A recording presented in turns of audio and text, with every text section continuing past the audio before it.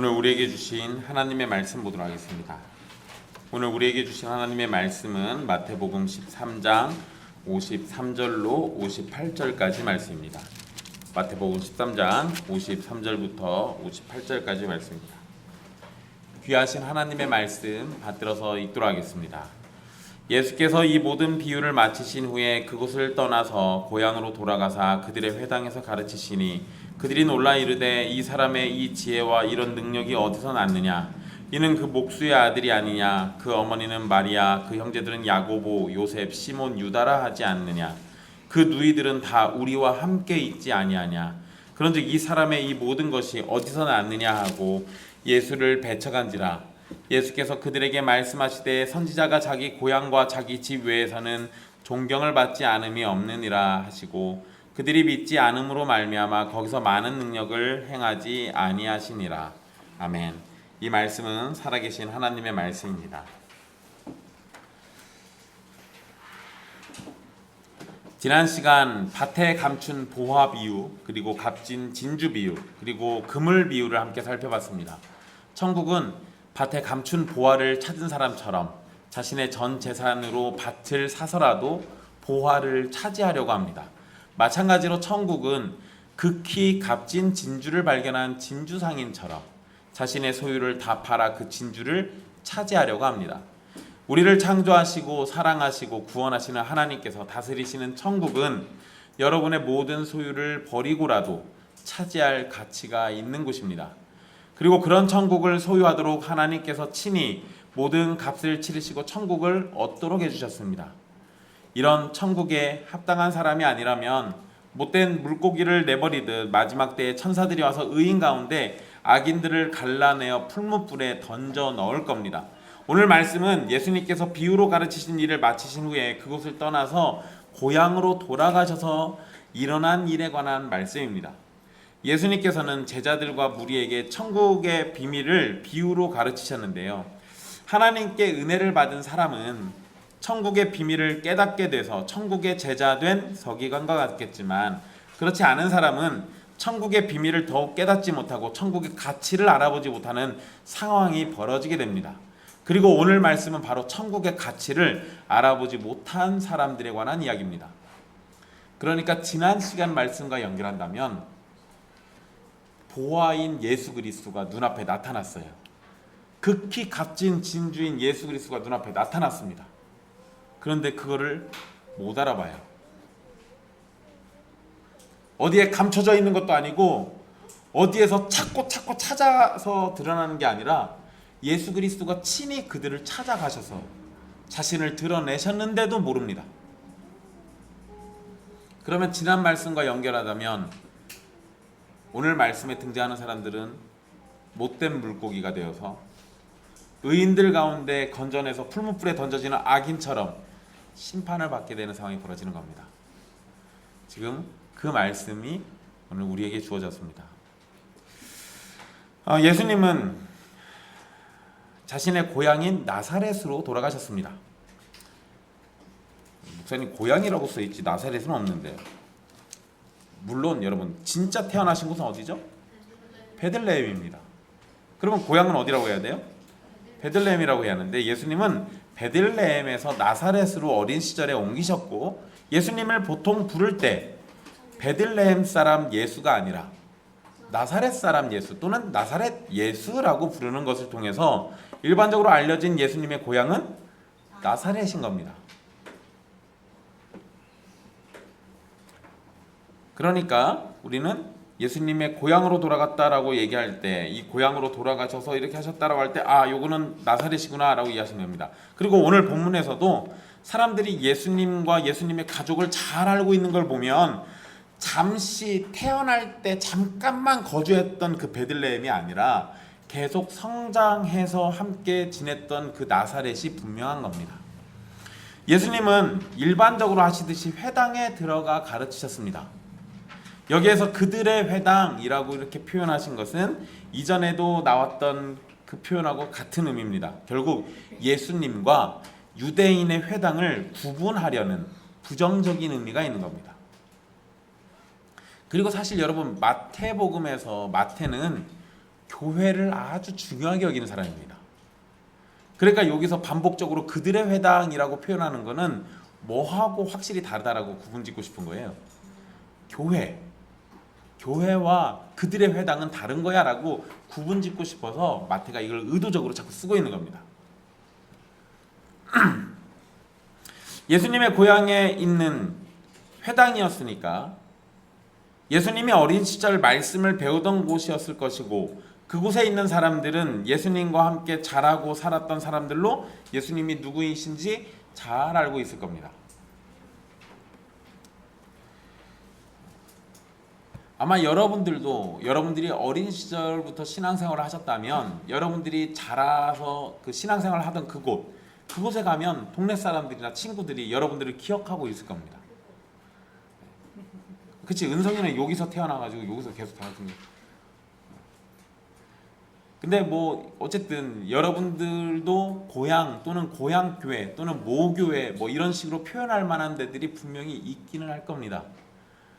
그러면 거기는 어때요? 느낌적으로? 별로 생각을 안 해보셨어요? 아니면 혹시 원수처럼 헤어지셨습니까?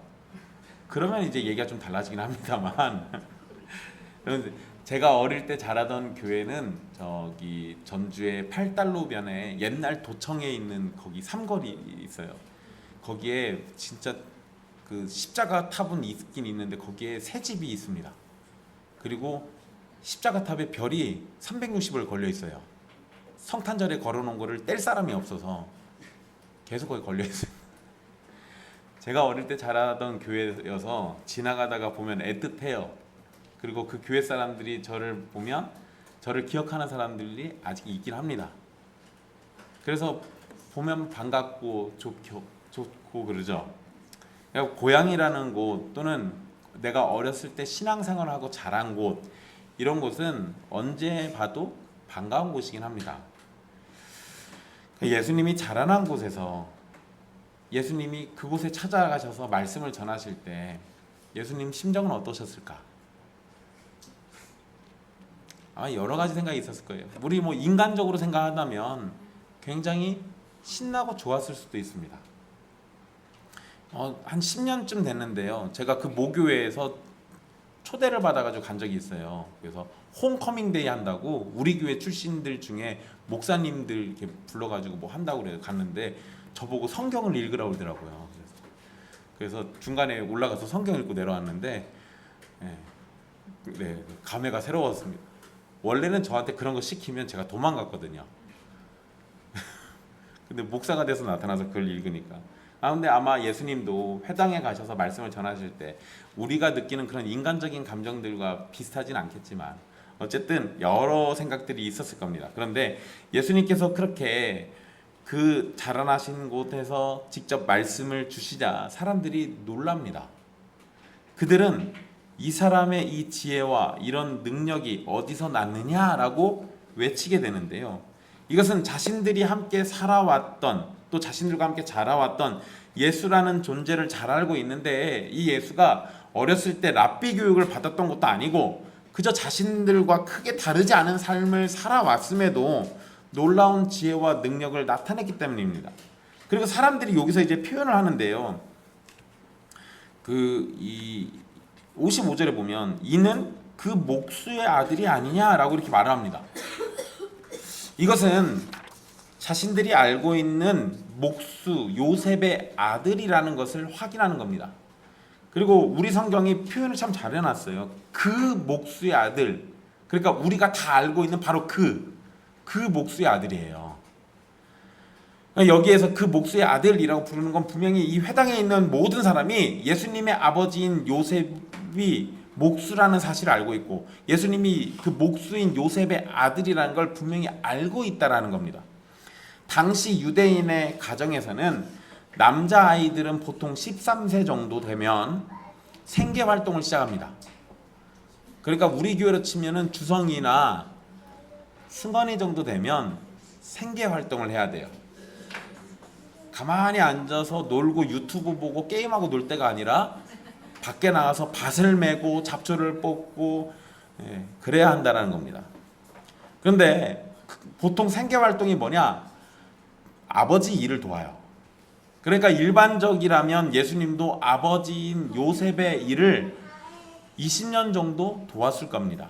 그리고 여기는 목수라고 표현이 되어 있죠. 이 목수, 전에도 한번 얘기 드린 적이 있는데 이스라엘에는 나무가 그렇게 많지 않습니다. 그래서 보통은 목공 일을 하기보다 돌이 많기 때문에 석공 일을 해요. 그 일을 하는 사람을 목수라고도 부릅니다. 왜냐하면 그 사람들이 나무로도 뭔가를 만들긴 하니까. 그러니까 예수님은 야리야리하신 분이 아니라 큰 돌도 짊어지고 나르시는, 네, 더 이상 얘기하지 않겠습니다. 그러니까 여러분 이제 부활하신 예수님이라고 우리나라에 지금 막 다 교회들이 막 부활하신 예수님 막 그 뭐 복장 막 이런 거 하잖아요. 아니에요. 그런 분 아닙니다. 힘이 어마어마하신 분이에요. 어쨌든 근데 여기에 아버지 요셉의 이름을 언급하지 않습니다. 그리고 어머니 마리아와 예수님의 형제인 야고보, 요셉, 시몬, 유다의 이름은 언급을 하는데 회당에 있는 사람들이 예수님의 가족들을 잘 알고 있다는 거예요. 여기에서 어머니 마리아의 이름은 나오는데 아버지 요셉의 이름이 나오지 않는 것 때문에 보통 사람들이 뭐라고 생각합니까? 요셉이 일찍 죽었다. 그래서 요셉의 이름은 부르지 않는다. 이렇게 설명들을 해요. 그런데 아버지가 일찍 죽었다 해도 아버지 요셉의 이름을 감출 이유가 없습니다. 유대인들은 보통 자신을 소개할 때 두 가지 방식으로 소개합니다. 어디 출신, 누구의 아들, 누구, 이런 식으로 표현을 해요. 그러니까 그거를 예수님에게 적용하면 어떻게 해야 돼요? 나사렛 출신 요셉의 아들 예수예요. 근데 여기서는 요셉 이름을 부르지 않습니다. 그 목수의 아들. 왜 그런 걸까요? 여러분 느낌이 잘 안 사시죠? 제가 느낌을 살려드릴게요. 제가 어렸을 때 저희 집 뭐 했다고 그랬어요? 짜장면집 아들이라고. 그러니까 사람들이 저를 보면 뭐라고 하겠어요? 그 짜장면집 아들이에요. 나 이름 있어요. 우리 아버지도 이름 있어요. 심하게 말하면 그 짱깨 아들. 저 중국 사람 아니에요. 여러분 그러면 여러분 짱깨 아들 이렇게 하면 그거 무슨 표현이에요? 우리를 높여준 거예요? 아니면은 한참고 낮게 부르는 거예요? 자 이제 대충 느낌이 오시죠? 여러분 예수님이 요셉과 마리아가 정식으로 혼인하기 전에 잉태된 사실을 조롱하기 위해서 요셉의 이름은 말하지 않고 어머니 마리아의 이름만 언급했을 가능성이 매우 높습니다. 그러니까 이런 조롱의 의미로 생각할 수 있는 것이 예수님의 지혜와 능력을 언급한 것도 사실상 조롱의 의미가 강했기 때문에 그런 겁니다. 그러니까 지금 그 목수의 아들이라고 부른 거는 조롱의 의미가 있다라는 거예요. 자, 56절에 예수님의 누이들이 또 언급됩니다. 그런데 이제 여기서는 누이들은 또 이름을 얘기하지 않습니다. 대신에 나사렛 사람들과 함께 있다라고 얘기하는데요. 이것은 나사렛에 거주한다라는 의미가 있을 수 있고요. 또 한 가지 의미는 함께 지금 회당에서 예수님의 말씀을 같이 듣고 있었을 가능성이 있습니다. 여러분 오해하시면 안 되는데 유대인들의 회당에는 여성 출입 금지 구역이 아닙니다. 여자들도 회당에 들어갈 수 있어요. 심지어 우리 성경에서도 그와 관련된 내용들이 나옵니다. 누가복음 13장 10절에서 17절 말씀을 보시면 안식일에 예수님이 회당에 들어가셔서 말씀을 가르치신 사건이 있는데요. 그때 회당 안에 누가 있었냐면 허리가 굽은 여자가 하나 있었어요. 그러니까 예수님이 가서 말씀 가르치시고 이 여자를 고치신 사건이 언급되어 있습니다. 그 얘기는 회당 안에 이 여자가 있었다는 얘기는 회당 안에 여자들이 출입이 가능했다라는 거예요. 자, 이런 걸 보면 당시 여자들이 회당 안에 있을 수 있으니까 예수님의 누이들도 지금 회당에 함께 있었을 상황이 가능하다는 겁니다. 그리고 이제 55절, 56절에 보면 아니냐라는 표현이 총 3번이나 반복합니다. 이것은 우리가 예수를 잘 알고 있다라는 의미를 강조하기 위한 표현인데요. 그리고 이런 표현은 결국 54절에 이 사람의 지혜와 이런 능력이 어디서 났느냐라는 질문에 대한 자신들의 답을 말하는 겁니다. 그러니까 얘 도대체 뭐지? 왜 이런 능력이 나타났지? 어떻게 이런 말씀을 전하지? 이런 지혜는 어디서 난 거지? 근데 우리가 얘를 잘 알고 있잖아. 그러니까 그게 뭐예요? 얘한테는 원래 이런 능력이 있을 리가 없어. 이 얘기를 하는 겁니다. 나사렛 사람들은 자신들이 알고 있는 예수에게 이런 지혜와 능력이 있을 리가 없다라고 얘기하고 있습니다. 이것은 자신들이 예수님에 관해서 알고 있는 선입견에 의한 겁니다. 과거에 자신들이 함께 살아왔고 지켜봤던 모습을 가지고 예수님을 평가하는 겁니다. 나사렛 사람들이 예수님에 관해서 어떻게 알고 있었고 어떻게 기억하는지는 사실 중요하지 않습니다. 지금 예수님이 말씀을 가르치신 그 상황에서 중요한 것은 예수님이 세상에서 가장 위대한 성경교사이고 하나님의 능력을 나타내는 분이라는 사실을 받아들이는 게 중요한 거예요. 지금 천국 비밀을 얘기해주고 계신 거잖아요. 복음을 얘기해주고 있는 거잖아요. 그러면 그 얘기를 듣고 과연 그러한가 생각도 해보고 이것이 하나님의 말씀에 부합하다 생각 들면 그것을 믿음으로 받으면 되는 겁니다. 근데 지금 이 사람들한테 관심은 어디가 있어요? 들려준 얘기가 아니에요. 그 말을 한 그 대상이 누구냐? 그거에 지금 관심이 있어요. 이 사람의 이 모든 것이 어디서 났느냐라고 말하는 것을 보면 나사렛 사람들은 예수님의 권위 있는 말씀과 능력을 쉽게 받아들이지 못하고 있음을 알 수 있습니다. 요나보다 더 크신 선지자, 성전보다 더 크신 제사장, 솔로몬보다 더 크신 왕이신 예수님을 알아보지 못하고 그저 자신들과 같거나 또는 자신들보다 조금 나은 존재로 여기는 정도로는 예수님의 존재를 제대로 이해하고 받아들일 수가 없는 겁니다. 여러분 여기서 한 가지 재미난 거 이야기해드리고 넘어가겠습니다. 여러분 신약 성경에 외경이라는 게 있습니다. 들어보셨어요? 신약 외경 여러 가지가 있습니다. 최근에 막 여러 학자들이 이와 관련된 책을 많이 써가지고 좀 유명해졌는데 도마복음서라는 게 있습니다. 있어요. 도마가 쓴 복음서래요. 예. 예수님의 12제자 중에 하나인 그 의심 많은 도마라고 우리가 부르는 그 도마가 쓴 복음서. 근데 도마가 복음서를 하나만 쓴 게 아니라 예수님의 어린 시절에 관한 복음서도 쓴 게 있습니다. 그러니까 도마가 쓴 게 여러 개가 있다고 해요. 근데 여러분 그 실제 도마가 쓴 거 아니에요. 속으시면 안 됩니다. 일단 그거는 믿을 게 못 된다라는 얘기를 전제드리고 제가 이 재미난 얘기 해드릴게요. 신약의 외경이라 불리는 문서가 있는데 외경을 우리는 성경으로 받아들이진 않습니다. 여기에는 여러 이유가 있어요. 그런데 오늘 말씀과 연결해가지고 말씀드리면 외경의 내용 중에 특히 방금 제가 얘기했던 그 도마복음이라는 거 안에 예수님의 어린 시절을 기록한 것이 있습니다. 가장 유명한 사건이 뭐냐? 어린 예수가 안식일 날 진흙으로 새를 12마리를 막 만들었어요. 안식일 날 막 빚고 있으니까 어떤 유대인이 지나가다 이걸 보고 안식일을 어겼다고 요셉에게 가서 일러 바칩니다. 그런데 그거를 보고 어린 예수가 어떻게 하냐면 손뼉을 막 치면서 날아가라 그랬더니 진흙새가 날아갔다라는 이야기가 전설의 고향처럼 있습니다.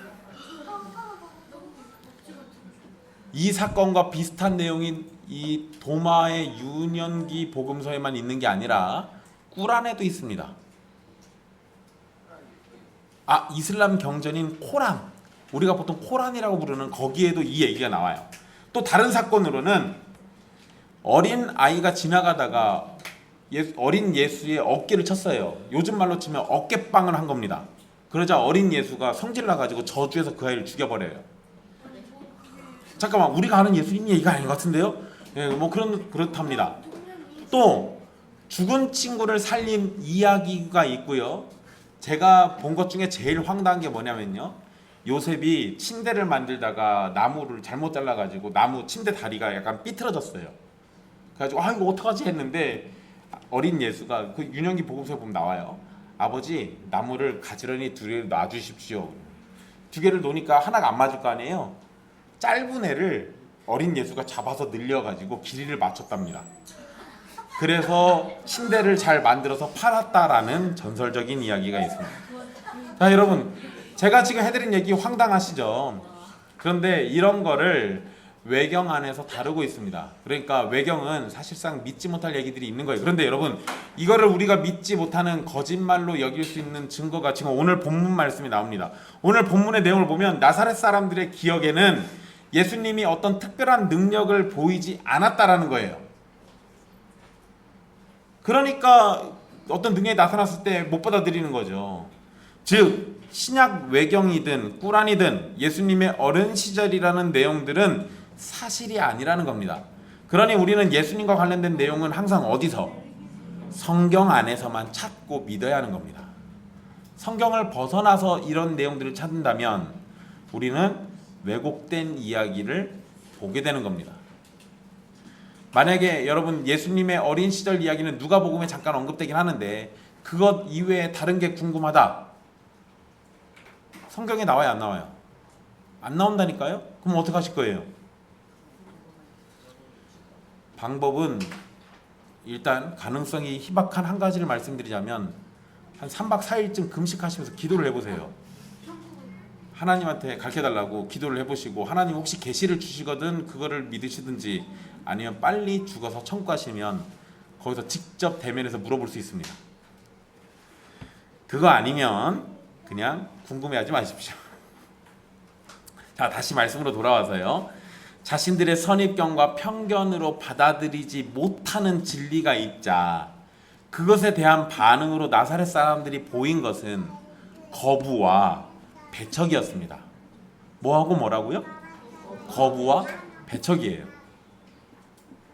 여러분 이거는 땅에 감춘 보화를 못 찾은 정도가 아니에요. 값진 진주를 못 찾은 정도가 아닙니다. 이게 값지다라고 막 들이밀고 보여주고 있는데 싫다고 거부하고 있는 거예요. 자, 57절에 배척한지라라고 이렇게 번역된 단어가 있습니다. 이 표현은 죄짓게 하다, 걸려 넘어지다, 질리게 하다 이런 등의 의미로 사용됩니다. 보통 심각한 죄와 연결해 가지고 사용하는 단어입니다. 그러니까 이걸 문자대로 이해한다면 그들이 예수 때문에 걸려 넘어지고 있었다 또는 그들이 예수 때문에 죄짓게 되었다라는 의미가 됩니다. 물론 예수님이 직접적으로 그들에게 죄를 짓도록 만든 건 아니지만 예수님을 거절하는 것이 곧 그들이 죄에 죄를 더하는 결과이기 때문에 이렇게 표현하고 있는 겁니다. 여기에서는 완전한 거절의 의미로 사용하고 있는 거예요. 그런데 이것은 그냥 단순 거절이 아니라 예수님을 뭘로 보고 있는 거냐? 거짓 교사 그리고 거짓 선지자로 여기고 있는 겁니다.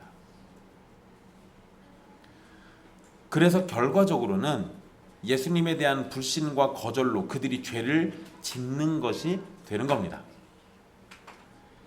예수님에게 말씀의 권위와 능력이 나타났다면 그것의 근원이 하나님이심을 인정하면 되지만 나사렛 사람들은 바리새인들이 예수님을 향해서 귀신의 왕을 의지한다고 했던 것처럼 하나님이 아니라 악한 존재가 근원이라고 지금 생각하고 있는 거예요. 그러니 예수님을 배척하고 자신들의 악한 생각으로 죄를 짓고 있는 겁니다. 자, 예수님은 선지자가 자기 고향과 자기 집 외에서는 존경을 받지 않음이 없느니라 라고 말씀하시면서 자기 고향과 친가족들이 배척하는 것에 관해서 설명하십니다. 예수님이 하신 말씀과 관련해서 직접적인 구약의 표현은 등장하지 않지만 고향에서 어려움을 당한 예레미야와 같은 선지자를 떠올릴 수 있을 겁니다. 예수님은 일반적인 선지자는 아니시지만 적어도 자신에게 주어진 사명 가운데 선지자의 역할이 있음을 인정하고 있는 게 분명해요. 그래서 자신을 지금 선지자에 빗대서 설명하고 계신 겁니다. 근데 나사렛 사람들이 믿지 않아서 능력을 행하지 않으셨다라고 지금 58절에 기록하고 있는데요. 마태는 당시 상황을 지금 이렇게 설명하고 있는데 나사렛 사람들의 반응을 짧게 말한다면 이건 믿음 없음 또는 믿지 않음이에요. 이건 아주 심각한 겁니다. 안 믿으니까 능력을 행하지 않으셨잖아요. 아니요. 지금 그런 정도, 그게 지금 능력을 행하지 않은 게 중요한 게 아니라니까요. 믿지 않음이 문제라고요. 예수님의 제자들이 엉터리 같은 모습을 보일 때 예수님은 믿음이 작다라고 책망을 하셨습니다. 하지만 나사렛 사람들의 반응은 믿음이 전혀 없는 상태예요. 이것은 제자들처럼 믿음이 작은 것과는 완전히 다른 차원의 문제입니다. 믿음이 작으면 엉터리 같은 모습을 보일 수 있습니다. 믿음이 작으면 경건과 거룩한 삶에 실수를 하기도 합니다. 부족한 모습을 보일 수도 있어요. 하지만 믿음이 없으면 엉터리 같은 모습이 아니라 그냥 엉터리예요. 믿음이 없으면 작은 실수를 하는 게 아니라 큰 죄를 짓는 겁니다. 믿음이 없다면 부족한 정도가 아니라 완전히 결핍된 상태예요. 여러분, 우리가 지금까지 마태복음 11장에서 12장까지 살핀 내용에서 보면 예수님의 메시아 되심과 그것에 대한 반응을 기록해 놓은 거였어요. 대부분의 반응은 믿음 없음에 관한 내용이었습니다. 예수님은 메시아 되심을 가르치셨고 능력을 보이셨어요. 천국 복음을 말씀해 주시고 천국의 능력을 직접 나타내셨습니다. 하지만 그에 대한 반응은 믿지 않는 것이었고 배척과 거절이었습니다. 그런데 이제 그런 모습이 어디에서까지? 예수님의 고향인 나사렛에서까지 이어지고 있다는 거예요. 마태는 예수님께서 나사렛에 계시는 동안 많은 능력을 행하지 아니하셨다라고 기록합니다. 이것은 기적이 전혀 없었다는 의미는 아니고요. 약간의 기적을 나타내시기는 했겠지만 나사렛 사람들의 불신으로 인해서 많이 행하지 않으셨다라는 겁니다. 기적이 많고 적고는 사실 중요한 건 아니에요. 중요한 것은 나사렛 사람들이 믿지 않았다라는 겁니다. 이것은 그들이 천국 복음을 거절했고 자신들의 죄를 따라 하나님의 심판을 받게 될 것을 이야기하는 거예요. 그리고 사실 믿지 않는 사람들에게 예수님은 능력을 통해서 믿음을 갖도록 만들 수도 있었을 겁니다. 그러잖아요. 여러분 잘 생각해 보세요. 우리나라에 있는 웬만한 이단들이 하는 걸 잘 생각해 보세요. 이단들이 자기가 하나님의 능력받은 종이라는 걸 드러내려고 뭘 합니까? 기적을 행해요. 그러면 기적을 행하면 없던 믿음도 생겨납니다. 그러잖아요? 그러니까 지금 믿음 없어가지고 문제가 됐으면 일반적으로 사람들의 생각과 똑같다면 예수님 뭐 하시면 돼요? 기적을 한 서너 개 보여주면 돼요. 그럼 사람들 깜짝 놀라겠죠. 그런데 여러분, 예수님은 능력으로 믿음을 만들어내시는 일을 하지 않습니다. 그것을 세상은 원할지 모르지만 예수님이 일하시는 방식은 절대 아니에요. 그러니까 여러분들이 만약에 신앙생활을 하다가 어떤 기적이 나타나면 그것 때문에 나의 믿음이 더 커졌다 이런 식으로 반응 보이면 문제가 될 수 있습니다. 어떤 기적 때문에 믿음을 가질 생각을 하지 마십시오. 기적이 없어도 예수님은 우리가 믿어야 하는 분이에요. 자, 여러분 오늘 말씀 정리해보면 예수님이 인간적으로 가장 편안하고 좋을 곳이 고향 나사렛입니다. 고향으로 돌아가셨다라는 기록에는 우리는 나사렛 사람들이 천국 복음을 전파하느라 수고하고 돌아온 예수님을 따뜻하게 맞이하고 환영해 줄 것을 예상하거나 기대했을지도 모릅니다. 적어도 예수님이 마음 편하게 지낼 곳으로 나사렛이란 고향이 있다고 생각했을지도 모릅니다. 하지만 고향 사람들은 예수님을 환영하지 않았어요. 환영하지 않은 정도가 아니라 예수님을 배척하고 거절했습니다. 나사렛 사람들에게 예수님은 너무도 친근하고 편안한 관계였을 겁니다. 그리고 함께 지내는 동안에는 예수님이 아버지 요셉의 직업을 물려받아서 그 지역의 목수가 될 것이라고 생각했을 겁니다. 나사렛 사람들에겐 예수님의 가족에 대해서도 잘 알고 있잖아요. 나사렛 사람들에게 예수님은 그저 동네에서 함께 자란 아이 또는 친구 아니면 이웃인 거예요. 그런데 이것이 바로 문제가 되어버렸습니다. 예수님이 아무리 천국 복음을 전하고 창조의 능력을 보인다 해도 나사렛 사람들이 가진 익숙함은 예수님을 메시아로 받아들이지 못하도록 만들어요. 게다가 당시 유대인들은 메시아에 관해서 갖고 있었던 개념들이 있었습니다. 이게 약간 통일을 되진 않아요. 유대인들과 학파마다 또 어떤 무리들마다 이건 약간씩 개념이 좀 다릅니다. 그런데 어쨌든 자신들이 생각하는 메시아의 이미지와 함께 자라난 이 예수는 전혀 어울리지 않는 거예요. 그러니까 그런 것 때문에 지금 예수님을 거절하고 있는 거죠. 그리고 이런 익숙함과 왜곡된 시각은 결국 예수님을 거절하고 배척하는 것으로 나타난 거예요. 나사렛 사람들의 반응을 예수님이 가르치신 비유와 연결해서 이해한다면 씨 뿌리는 자의 비유로 불리는 말씀에서 길가에 뿌려진 씨앗의 상황과 유사할 겁니다. 나사렛 사람들은 예수님의 말씀을 들었지만 그것이 길가에 떨어진 씨앗처럼 싹이 나기도 전에 새들이 와서 먹어버린 것과 같습니다. 그들 스스로 은혜를 버린 거예요. 천국의 말씀이 주어졌는데 그것을 자기들의 마음밭으로 받아들여서 품고 싹이 나고 열매가 맺도록 했어야 하는데 아예 그걸 받아들이지 않아요. 땅에 들어가지도 못하게 단단한 길가에 튕겨져 나간 씨앗처럼 그렇게 만들어 놓은 겁니다. 그들은 말씀이 자라나는 것 자체를 경험하지 못했고 사탄이 주어진 말씀과 은혜를 가려버려서 아무 일도 없었던 것과 같은 처지가 된 거예요. 마태가 고향이라고 여기 오늘 말씀에 이렇게 표현할 때 분명 나사렛을 가리킨 표현으로 사용했을 겁니다. 그런데 여러분, 마태는 단순히 나사렛이라는 고향만을 의미한 게 아니라 넓게는 유대교까지 염두에 두고 고향이란 단어를 사용했을 겁니다.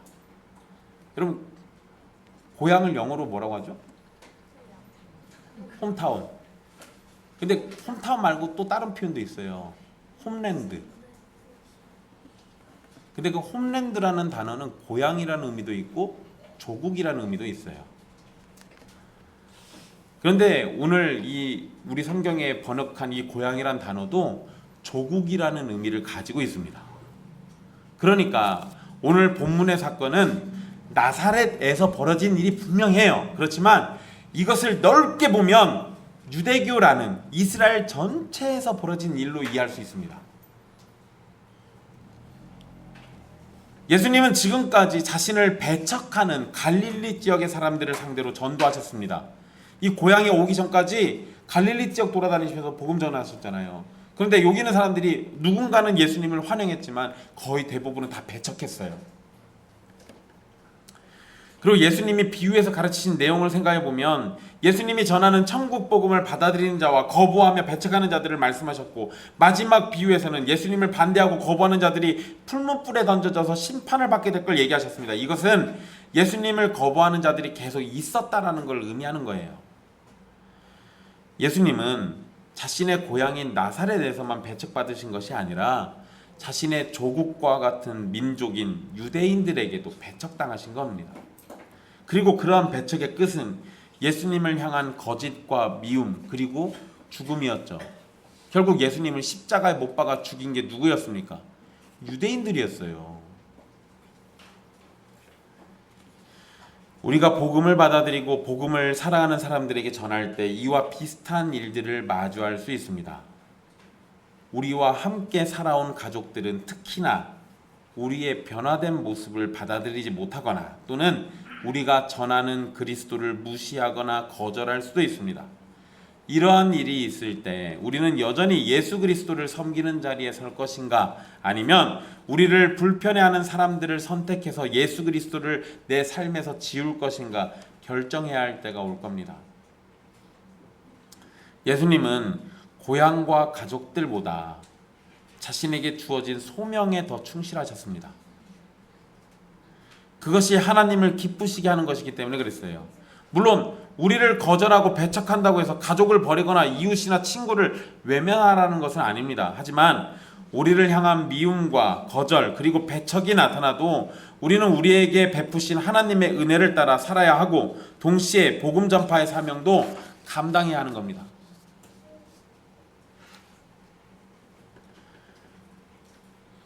예수님은 우리를 구원하시고 우리를 사랑하시기 위해서 하나님의 뜻을 끝까지 따르셨고 그 결과 아직까지 자신이 속한 민족에게 미움을 받고 계십니다. 그래서 지금도 유대인들은 예수라는 이름을 저주받은 존재로 생각하잖아요. 우리는 이런 예수님께 은혜를 받은 사람이고 예수님의 이러한 모습까지도 닮은 삶을 살아야 하는 겁니다.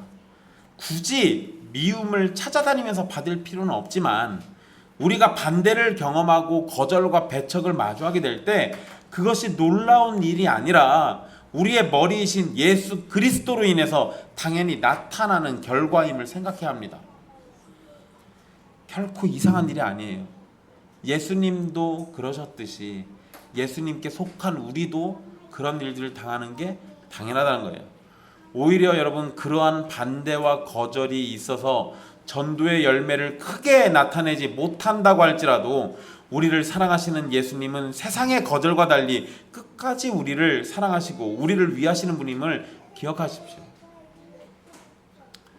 또한 익숙함에 대해서도 우리는 주의를 해야 합니다. 우리는 예수님의 이름을 너무도 자주 듣습니다. 신자들이니까 그렇겠죠.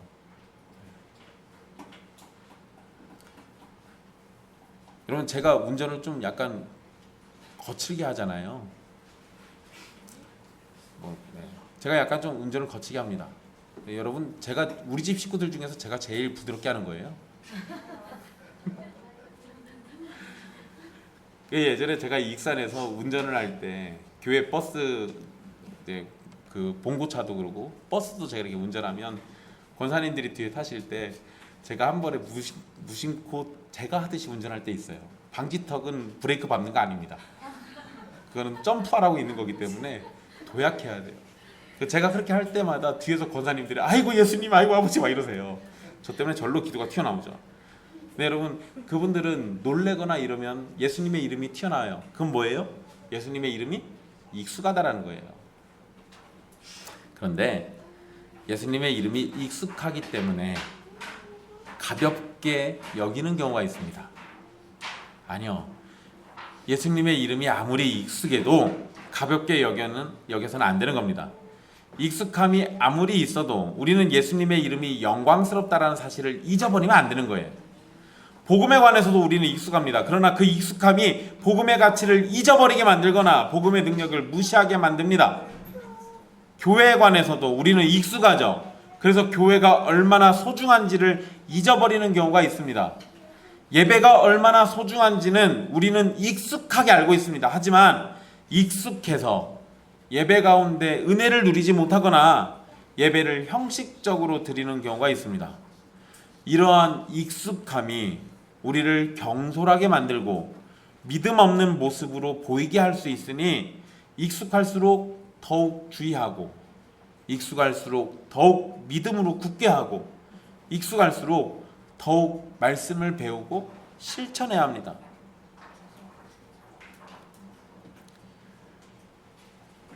주의하고 믿음으로 굳게 하고 말씀을 배우고 실천하는 것, 그리고 주님의 은혜를 구하는 것, 익숙할 때 우리가 해야 할 일이에요.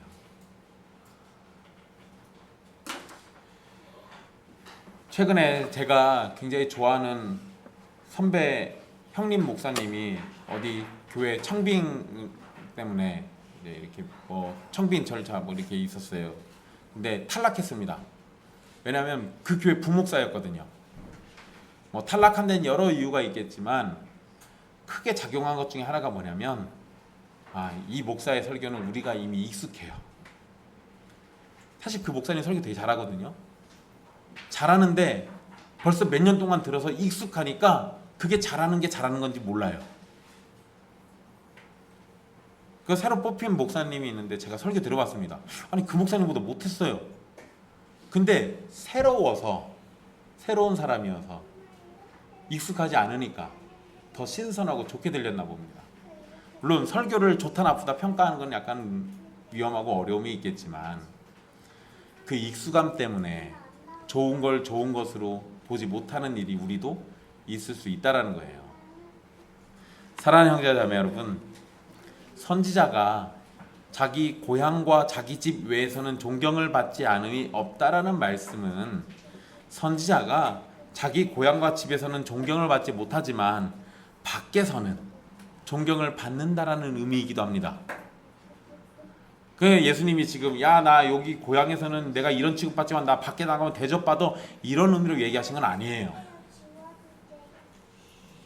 사실 고향에서도 대접 못 받으셨고 밖에 나가서도 대접 못 받으셨습니다. 그런데 여러분, 그런다고 해서 예수님이 항상 배척만 받으신 거예요? 아니요. 우리를 배척하고 거부하는 자들이 분명히 있겠지만 반대로 우리를 맞이하고 환영하고 우리가 전하는 복음에 귀를 기울이는 사람도 있을 겁니다. 그러니 복음을 전할 때 낙심하지 말고 용기를 가지고 전하십시오. 거기다가 여러분, 우리 예수님의 모습을 닮으시면 됩니다. 오늘 말씀을 거꾸로 생각해 보세요. 예수님의 고향 사람들이 예수님을 잘 알고 있듯이 예수님도 그들을 잘 알고 있습니다. 예수님은 그들이 어떤 사람이고 어떤 죄인이고 어떤 삶을 살고 있는지 어떤 삶을 살아왔는지 잘 알고 있어요. 그런 상황 속에서도 예수님은 그들에게 복음을 전하려고 가셨고 그들에게 천국 비밀을 가르치셨습니다. 예수님이 이 고향 사람들이 자기를 거절할 걸 몰랐을까요? 아니요. 하나님이시잖아요.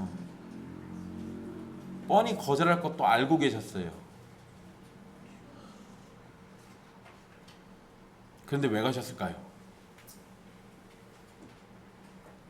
개 중에 그 가운데 하나님의 택함 받은 백성이 한 명이라도 있으면 그를 위해서, 그를 사랑하니까. 우리도 우리를 잘 아는 가족과 친구 그리고 이웃에게 복음 전하는 것이 쉽지 않을 겁니다. 또한 우리도 그들을 잘 알고 있어서 그들이 복음을 어떻게 대할지도 예상이 가능합니다. 하지만 예수님께서 어떤 상황 속에서도 복음 전하기를 쉬지 않으셨던 것처럼 우리도 어떤 상황을 마주해도 복음을 전해야 하는 겁니다. 죄인을 사랑하시는 예수님의 마음으로 우리도 믿지 않는 모든 사람을 향해 사랑과 진실함으로 복음을 전해야 함을 기억하고 실천하십시오. 우리가 우리 사랑하는 사람들에게 전할 수 있는 최고의 선물은 예수 그리스도입니다. 기도하겠습니다.